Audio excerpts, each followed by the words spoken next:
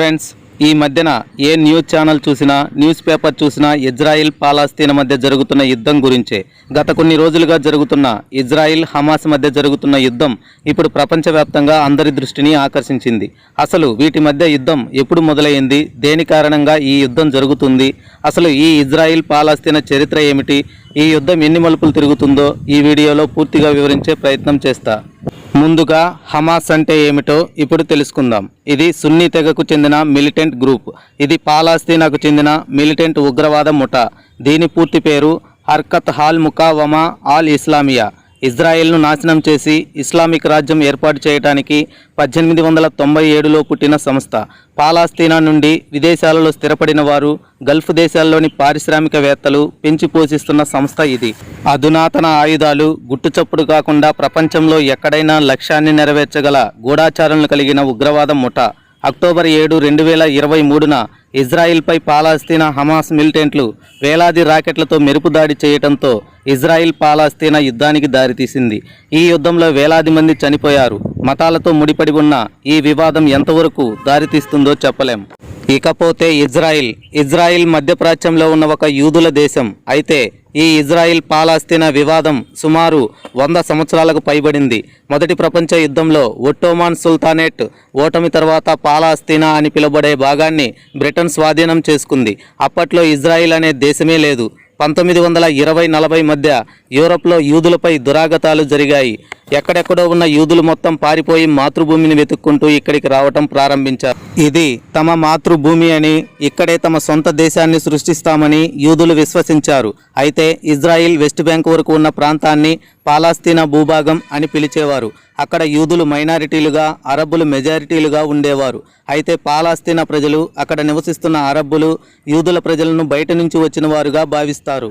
పాలస్తీనాను యూదు ప్రజలకు జాతీయ నివాసంగా ఏర్పాటు చేయాలని అంతర్జాతీయ సమాజం బ్రిటన్ను కోరడంతో అప్పటి నుండి పాలస్తీనియన్లు, యూదుల మధ్య వివాదం మొదలైంది.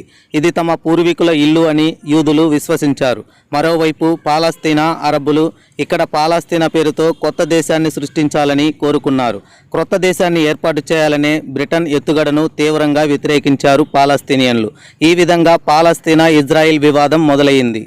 ఆ తరువాత 1947లో ఐక్యరాజ్య సమితి యూదులు, అరబ్బులకు ప్రత్యేక దేశాలను ఏర్పాటు చేసేందుకు ఓటు వేయాలని పిలుపునిచ్చింది. ఐక్యరాజ్య సమితి చేసిన ఈ ప్రకటనను యూదులు అంగీకరించినప్పటికీ పాలస్తీనా అరబ్బులు వ్యతిరేకించారు. ఆ సమయంలో యూదులు, పాలస్తీనాల మధ్య హింస కూడా జరిగింది.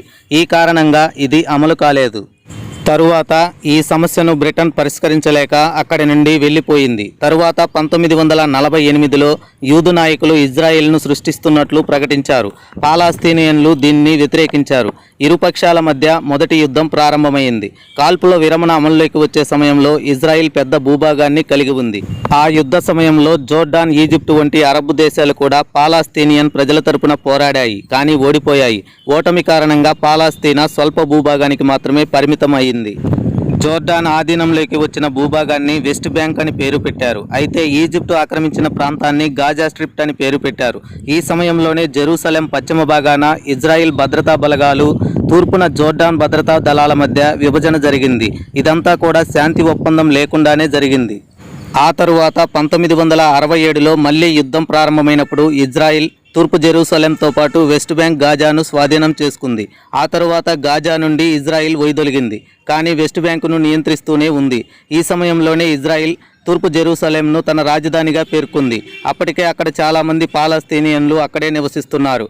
మరికొందరు గాజా స్ట్రిప్లో నివసిస్తున్నారు. అయితే ఇక్కడే ఒక ముఖ్యమైన జెరూసలేం నగరం గురించి తెలుసుకుందాం. జెరూసలేం నగరం జుడాయిజం, ఇస్లాం, క్రిస్టియానిటీ అనే 3 మతాలకు చాలా ముఖ్యమైనది. అంతేకాదు ఐక్యరాజ్య సమితి కూడా ఈ నగరంను అంతర్జాతీయ నగరంగా తీర్చిదిద్దుతామని హామీ కూడా ఇచ్చింది.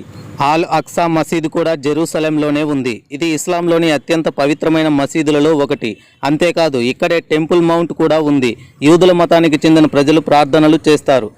ఇకపోతే జెరూసలేంలో క్రైస్తవులకు సంబంధించిన చర్చ్ ఆఫ్ హాలీ స్పిరిట్ ఉంది. ఇది వారి ప్రధాన ప్రదేశం. ఈ ప్రదేశం యేసుక్రీస్తు మరణం, సిలువ వేయడం, పునరుద్ధానం కథకు ప్రధానమైంది. ఈ కారణంగానే ఈ నగరానికి సంబంధించిన 3 మతాలకు సంబంధించిన ప్రజల మధ్య ఘర్షణలు చోటు చేసుకుంటున్నాయి. ఫ్రెండ్స్, ఈ వీడియో నచ్చితే మన ఛానల్ని తప్పక లైక్ చేయండి, షేర్ చేయండి, కామెంట్ చేయండి, సబ్స్క్రైబ్ చేయండి.